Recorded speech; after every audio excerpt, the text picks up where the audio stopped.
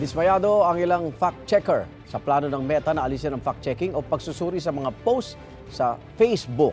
Depende na lang kasi ang Facebook sa mga user na maaari naman daw mamanipula ayon sa isang eksperto. Kaya unang balita si JP Soriano. Sa Facebook na sumasagap ng mga ganap si Jigs, ke politika pa yan, showbiz o viral post. At bagamat di umano basta naniniwala, nalilito na siya kung ano ang fake at totoo. Usually talaga, news talaga. Pero may mga feedback na kasi negative, positive na mga vloggers na ngayon. Kaya medyo hindi mo na alam saan totoo na. Dahil dati nang nasita ng mga pag-aaral kung paanong nagagamit ang social media para sa pagpapakalat ng maling impormasyon, kumuha noon ang kumpanyang may-ari ng Facebook o Meta ng mga grupo na hindi mula sa Facebook na susuri kung fake ang isang post. Pero ititigil na ang sistemang yan. First, we're going to get rid of fact checkers and replace them with community notes similar to X, starting in the US. Kung noon, tinatanggal ng Facebook ang mga post na natukoy ng mga fact checker na fake. Ngayon, hindi na sila basta-basta tatanggalin. And they take down a lot of content that they shouldn't.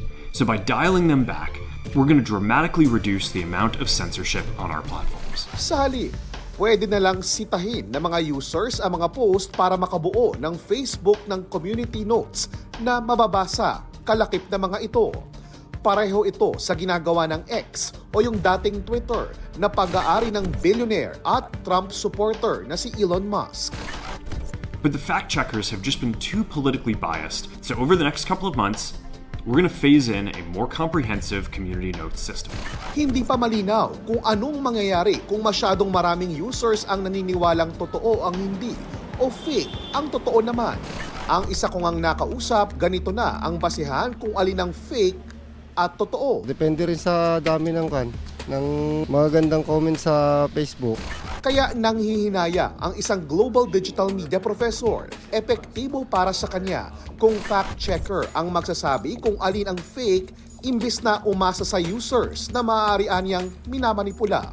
Usually, mga attack posts, yung marami mga false claims, diba? Yung may isang politician, inaatake yung kalaban nila, and these could be influencers. So, pwede yun i-label na false or misleading ng mga third-party fact-checkers dito sa Pilipinas. Kung wala ng pagtatanggal, paano kaya magkakaroon ng maayos na community notes ang mga post na maraming taga-suportang users?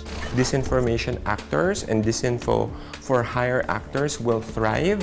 So maraming mga influencers na gustong kumita ng pera because it's election seasons. Bagamat sa Amerika muna ipatitigil ang fact-checking ng Facebook, dismayado na ang Rappler, isa sa mga fact-checking partner nito sa Pilipinas. Nasusuklam din sila saan nila'y paninira ng Facebook sa mga fact-checker. Sabi pa nito, ang pagpayag na makita ang mga mapanganib na content para palabasing bahagi ng malayang pamamahayag ay mapangsamantala. At sabi nga ng nakausap kong eksperto, Mga voters yung unang talunan dito. So ang importante for voters is to have accurate information that can help them make decisions. ito ang unang balita, JP Soriano para sa GMA Integrated News.